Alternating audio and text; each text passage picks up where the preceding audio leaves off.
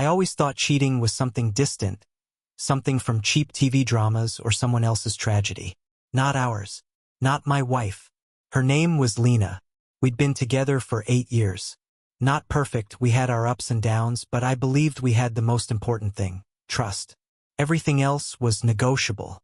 I wasn't the jealous type. Never checked her phone. I worked, she freelanced, managed the house, took care of herself. Quiet life. No drama. Until one evening. I came home early. A meeting had been canceled, so I thought I'd surprise her. Grabbed a bottle of wine, her favorite pastries, and planned a phone-free, work-free evening for just the two of us. But when I walked in, the silence felt wrong. She usually left soft music playing. But now, complete stillness. I dropped the groceries in the kitchen and checked the bedroom. Empty. Bathroom, empty. But in the air, there was a smell. Not ours. Sharp. Masculine. Foreign. I froze. Lena arrived 30 minutes later. Cheerful. Maybe a bit nervous. But casual. "Oh, you're home. I just got back from coffee. Thought you'd be late."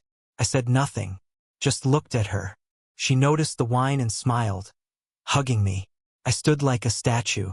That night, I noticed something missing. Her red lingerie. The one she hadn't worn in 6 months. Claiming it was uncomfortable.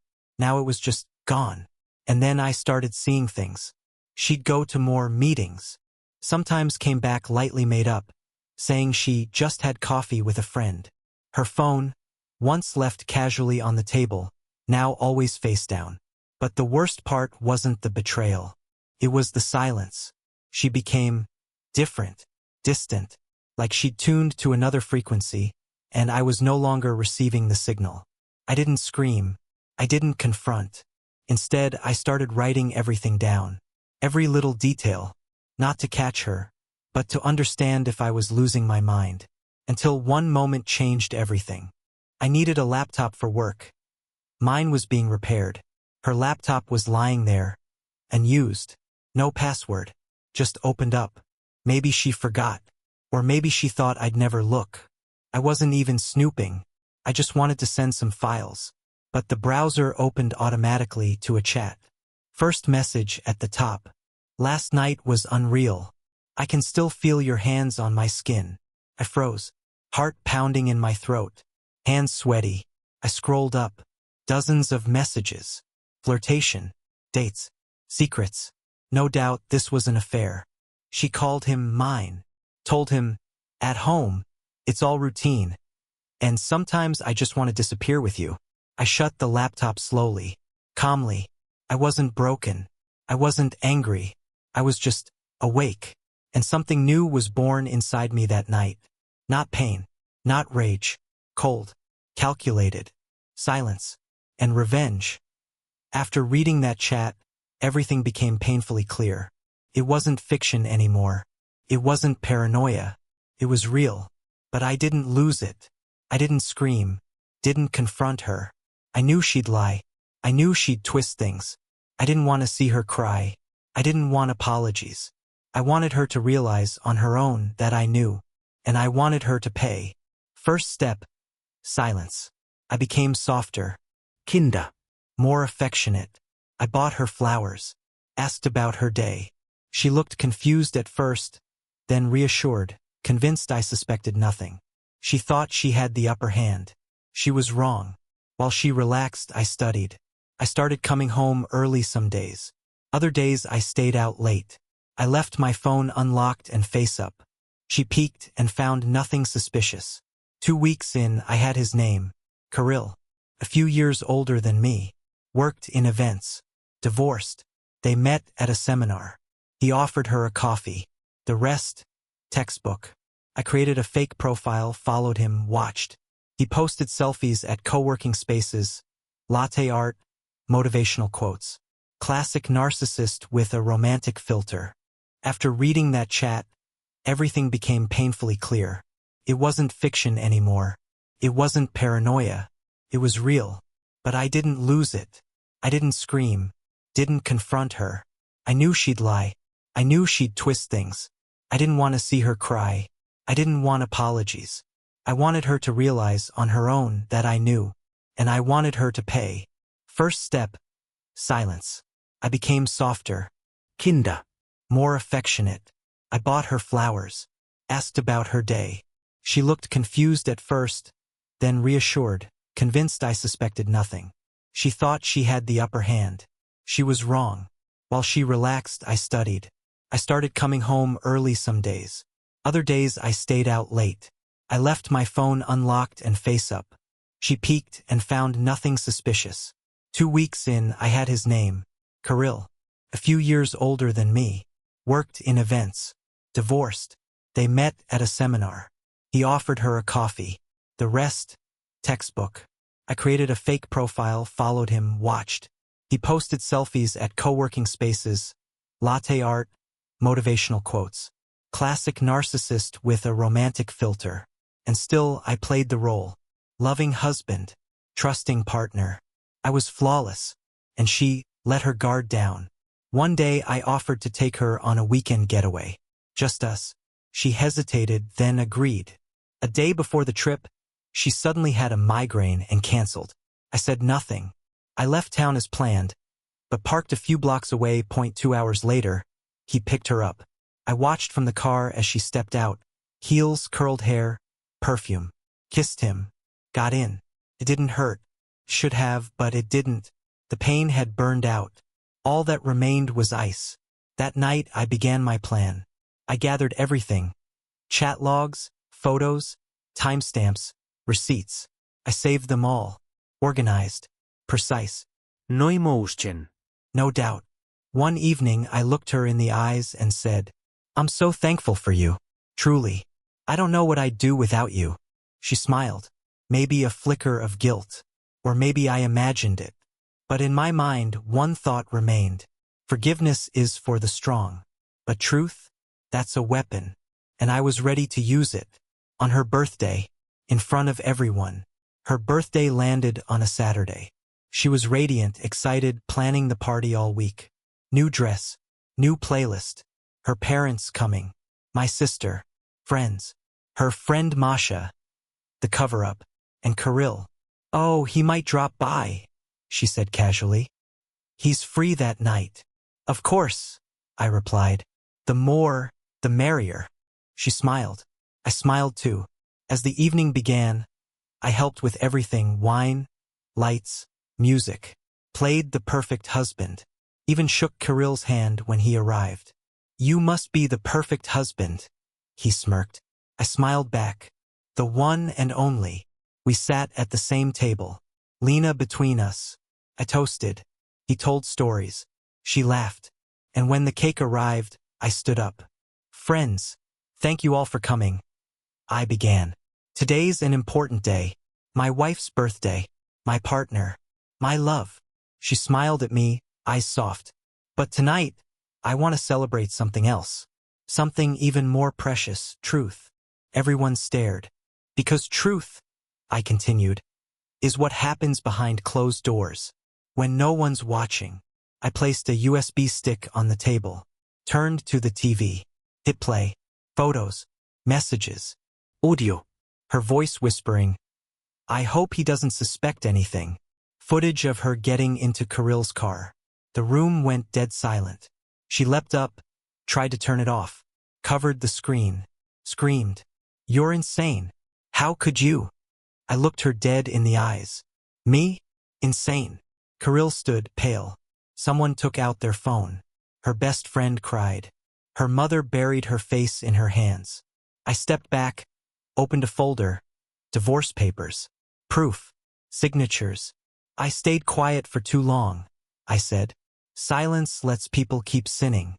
I'm done being silent." And I walked out. No shouting. No drama. No second glance. Just freedom. I didn't sleep that night. I watched the river until dawn. Replay after replay of the night before. I didn't feel broken. Just hollow. When I returned, she was sitting in the living room, knees hugged to her chest. Around her, the wreckage of the party. Crumpled napkins. Deflated balloons. Torn ribbon. She didn't look up. "You ruined everything," she whispered. "Why?" I stood over her. "No," I said. You did. I just turned on the lights. She finally looked at me, her eyes raw, real, not fake anymore. I didn't want it to be like this, she said. I thought you wouldn't find out. It was just, I asked, calm, controlled. Just confusion, she stammered. You were distant, cold. I needed warmth, tension, to feel seen. And instead of talking, you replaced me? I asked. Silence. She thought I'd forgive. That after the dust settled, I'd miss her. She miscalculated. I filed for divorce, I said. You'll hear from my lawyer. She nodded, slowly, like a verdict had been read. What about everything we had? 8 years. Our trips, our jokes, late nights on the kitchen floor. I didn't flinch. That was real. But it's dead now. I packed a small bag, documents, charger, a few shirts. This wasn't home anymore. At the door, I looked at her one last time. We were like fine china, I said. One broken plate can be replaced. But when everything is shattered, there's nothing left to glue. And I left. I moved to a studio apartment. Started running again. Cold showers. Books before bed. She kept messaging. Then calling. Drunk sometimes. Rambling voicemails. I didn't answer. She had become an echo. A ghost. Weeks passed. One morning, her lawyer sent me the signed papers. No contest. No fight. It was over. Or so I thought. Because then he reached out. Kirill. Through a mutual acquaintance. Wanted to meet. Just once. I didn't know why. But I said yes. He wanted to meet in person. Neutral place. Quiet cafe on the edge of town. I arrived first. He came on time. Still smug, still self-assured. But something in his eyes dimmed. He ordered coffee. I asked for water. I appreciate you meeting me, he began. I don't know the right way to say this. Maybe just as one man to another. I said nothing. I knew she was married, he admitted. But I didn't know who you were, or how deep it ran. I thought she was unhappy, that I was her escape. I looked at him. And if you had known, would it have mattered? He dropped his eyes. Maybe. I don't know. First, it was fun. She was beautiful. Smart. Silent Storm Part 1. The other lipstick. I always knew something was wrong. Not right away, no. The first years were like a movie. Surprises, trips, gifts without reason. Sasha knew how to make you fall in love. He was the kind of man who stands confidently, speaks clearly, doesn't promise too much, and that's why he captivated even more. We got married in the 3rd year. A small wedding, me in a simple dress, him in a black shirt without a tie. Everything felt real, or so I thought. I noticed changes long before I saw lipstick stains on his shirt collar. At first, random delays at work, then more frequent business trips that didn't match his location on Find My iPhone. He forgot we had sync devices. Then coldness in his voice. He touched me less, as if I was part of the furniture, not his wife. But I kept silent, not because I was afraid, because I was watching. Many people in this situation throw tantrums, scream, grab phones, but I started collecting photos, receipts, chat screenshots. He wasn't careful. Maybe he thought I blindly trusted him, or that I lacked the courage to dig in the dirt. He was wrong. And when I saw a bright burgundy lipstick on his shirt collar, I didn't even flinch. I washed the shirt, hung it to dry, smiled at him at dinner. That night I opened my laptop and created a folder called Part 2. While he sleeps, he was sleeping peacefully, smiling in his sleep. I lay beside him, watching his chest rise evenly. I wondered, does he dream about them? Or only about himself on stage under the spotlight, beloved, important? While he slept, I started. I opened my laptop. The folder, the end, was no longer empty. It held screenshots from his messengers, photos from hotel security cameras where he supposedly stayed for work. There were credit card statements showing cozy bistro dinners for 2, and a boutique selling women's lingerie. He didn't even try to hide. And that was his weakness. He thought I was incapable of action, that I was convenient. Domestic. Soft. He didn't know I could wait. In the morning I brought coffee to bed. He was surprised but suspicious-free. "You're especially beautiful today," he said, looking at me.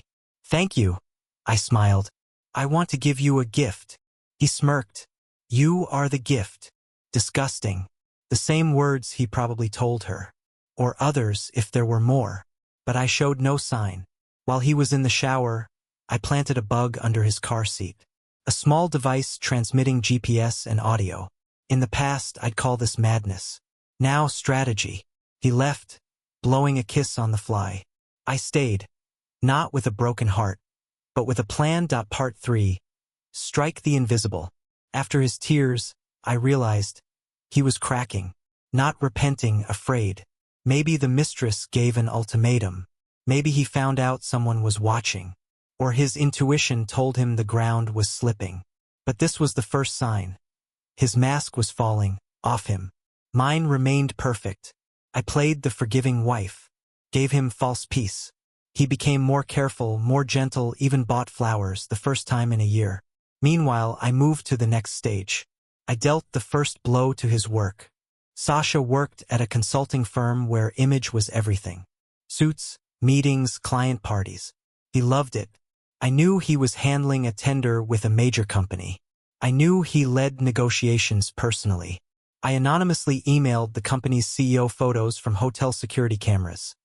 Sasha leaving the hotel with a young woman, hugging her tightly. The caption was laconic.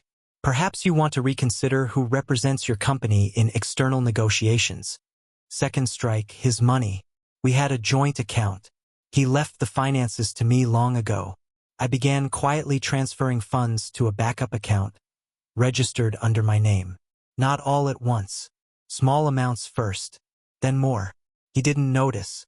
Thought it was tax deductions or project delays. Then I took advantage of his carelessness. Once he left his laptop unlocked, I accessed his crypto wallet. The password was childish. Vlada 1997. Perfect.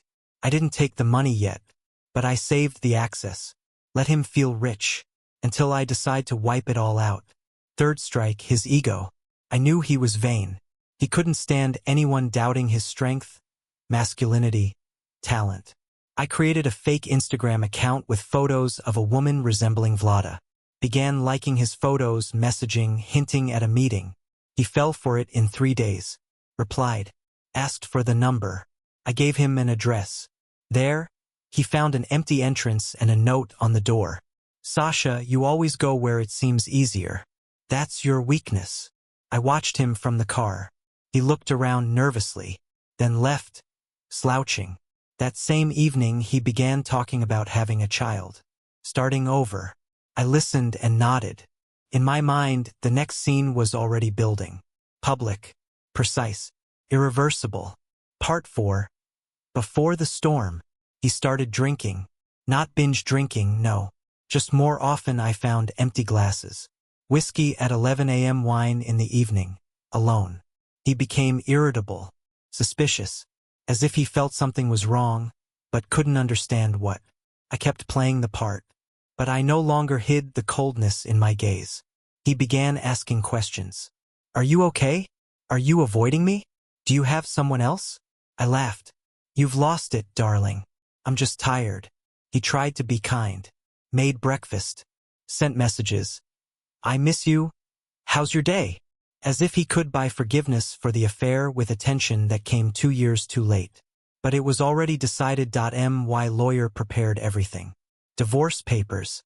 Property division. Confirmed evidence of adultery giving me the upper hand. The house mine.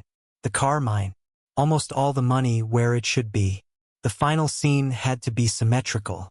He betrayed me silently. Lied smiling. I decided to make all the truth fall on him.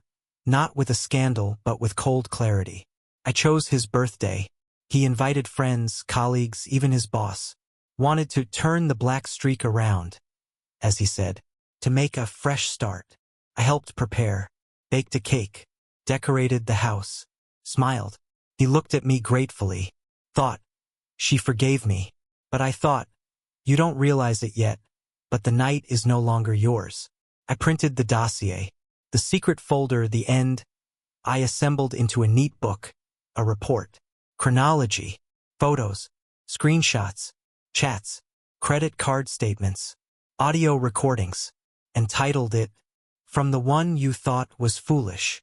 The evening began perfectly. Sasha joked, laughed loudly, held my waist, forced but confident.